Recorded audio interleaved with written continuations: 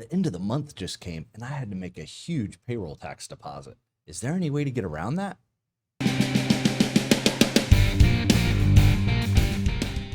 Welcome to Coffee with Carlson. Today I'm on vacation, not today that I'm recording, but today when you're watching this. So I hope you're getting up early and having a nice warm cup of strangely warm coffee. I know I'm not right now because I'm in another place, but I hope you are. If you haven't yet, check them out. You'll enjoy it. As always, I like to give a huge shout out to one of our customers, and today it's one of my favorite people, Dr. Dennis Bassetti. If you need anything, Dennis Bassetti is a pulmonary specialist. If you need a doctor, give Dr. Bassetti a call. He's right out there on the frontage road just south of Sun and Lakes Boulevard, and you can find him on the web. Thanks a lot, Dennis, for all you do for me. I really enjoy it. So today I'm going to talk about payroll tax deposits and how you manage the cash flow when you have to make such a huge deposit at the end of the month. This issue literally came up 2 days ago with one of my customers who got a big hit and wanted to know if there's any way to get around this. So I went through a quick explanation with them. We're going to go over it a little bit more next week, but I wanted to go through it with you so that you understand how it works, why it works, and a few tips and tricks on how you can get around from having such a big hit. In general, payroll taxes are collected throughout the month when you write payroll, and then they're due have to be remitted to the IRS by the 15th of the following month. So sometime around the first week or second week of each month, you're going to get this huge hit that comes out of your checking account. You have to initiate it, so it's not like it comes out automatically if you're doing your own payroll, or if you hire a payroll service to do it, they'll be making that hit. If we do it, we'll make those payments for you. Before we get started, a quick note about employee versus independent contractor. Several people responded to my friend explaining to them that they could switch everyone to be an independent contractor. I did another video on that a few weeks ago. If you want to see that, I'll put a link to it in the comments below on YouTube. I think it's very informative, and those rules are pretty clear cut, so there's not really any way to get around it. I'm going to run through a quick example for you and hope you can explain it. I'm going to turn to the whiteboard.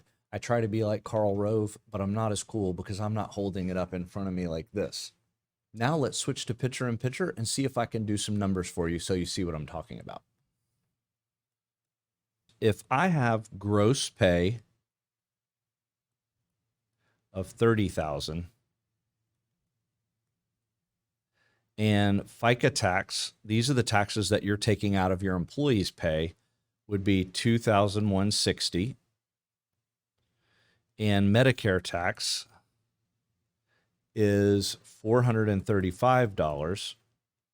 And for this example, we're just going to assume that employees' federal withholding was $6,000. So the first thing we do is subtract all of those. And this is what you would be doing on payroll day when you're making your payroll checks or direct deposit to your employees. So on payroll day, you would actually be cutting checks to your employees of $21,405 and no cents, all because of the easy rounding that we do on here. So in that scenario, you owed the employees $30,000, but you're only paying them $21,405. That means the rest of it's getting held back by you to pay on their behalf at a later time. The total amount of that tax is $8,595.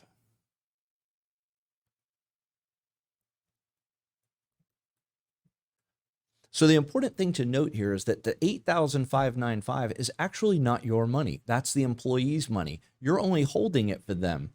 Now, in the scenario I mentioned earlier with employee versus independent contractor, some people would say you're going to save all those payroll taxes. But in reality, you should be paying them the same amount either way. People deserve whatever the rate is that you're paying them. So you would still be paying them the full $30,000. You just wouldn't be taking out the $8,595. So that's just a quick explanation of how that comes about. So at the end of the day, if you add these two numbers together, the 21,000 and the 8,595, we're at 30,000. So it hasn't really cost you anything yet. Now, one thing to note when you're doing this in the real world is that you also have to match two of those taxes, specifically these two, Social Security and Medicare tax as an employer. In order to match those, you're going to add that 2160 and 435. You have to match it dollar for dollar to the 8,595. And that's the payment that you have to remit at the end of the month or by the 15th of the month. The total of those two payments is $11,190. So by the 15th of the following month, you're going to have to remit the amount that you withheld from the employee's check plus the amount of payroll taxes that you have to match. And we're only talking about federal taxes here, not any state unemployment taxes, which is a little bit different, but the numbers are much lower. So that's the total amount that you're going to have to pay by the 15th of the following month. Now, when you set up for payroll tax deposits are due based on how much the total tax is that you're going to owe for that period. So normally when you're set up as a new employer, the Internal Revenue Service asks you what you estimate your total collections for payroll taxes will be. That's how they determine how your schedule of deposits will be laid out. They're laid out based on the dollar value. So if they stay below $2,500, you might only pay quarterly. If they are above that, then you pay monthly. If they're higher than that, even then there are 3 different thresholds. Then you have to pay biweekly or whenever you pay payroll is the recommendation. So there's a few different ways for you to handle this as an employer. The first and simplest way, and we're going to assume now that you're a monthly scheduled depositor, that means that you'll have to pay those taxes by the 15th of the month following the month that you collected all the payroll taxes. We're also going to assume, for my example, that you're paying your employees on a weekly basis. You can pay them weekly, biweekly, twice a month, monthly, however you choose to pay them. But most people that we do payroll for, they're on a weekly schedule payroll. The first tip in saving these taxes is if you're going to pay weekly, but you're going to withhold the taxes and pay them by the 15th of the following month. At a minimum, perhaps you want to set aside the amount of taxes that were withheld from your employees during that week and put it into a savings account so that at the end of the month, you don't get the impression that there's additional money there that's yours and inadvertently spend it. So it's a great way to set aside the money, save it throughout the month, and then at the end of the month, it should all be sitting there in an account waiting for you to make the deposit. Another and most typical way that I advise clients to pay their payroll taxes is pay them as soon as you take them out of the employees' paychecks.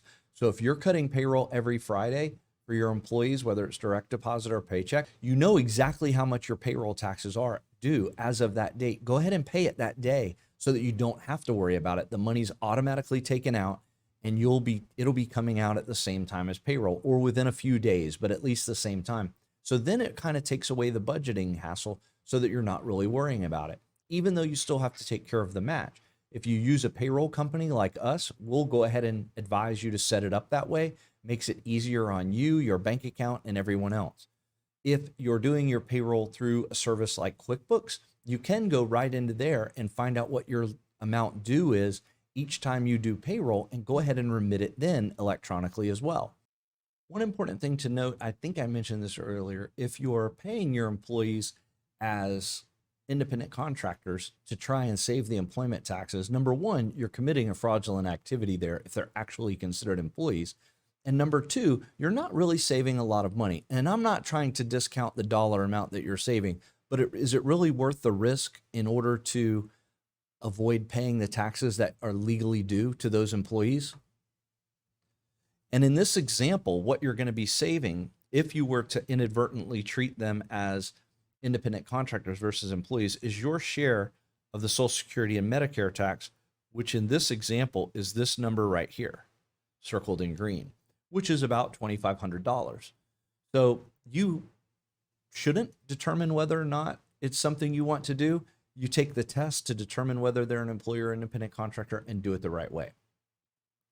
Now, if you wanted to pay it every week, assuming the same example that we have right here is a whole month's worth of pay and you're withholding it weekly, then what you can do is just take the $11,190, divide that by 4, just assuming there's actually 4.2 or something like that weeks in a month, but we're just going to divide it by 4.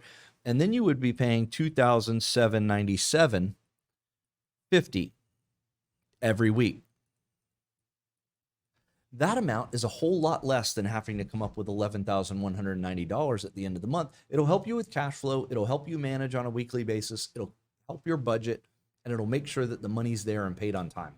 One of the worst ways that we've seen people borrow money is borrowing these payroll taxes, meaning that you leave the $2,500 in your account every week and assume that that money is there as a cash flow cushion to help you run your business. It doesn't take too many weeks of doing that to figure out that you're falling behind on your payroll taxes and get far enough behind that the IRS starts to notice and they start coming after you.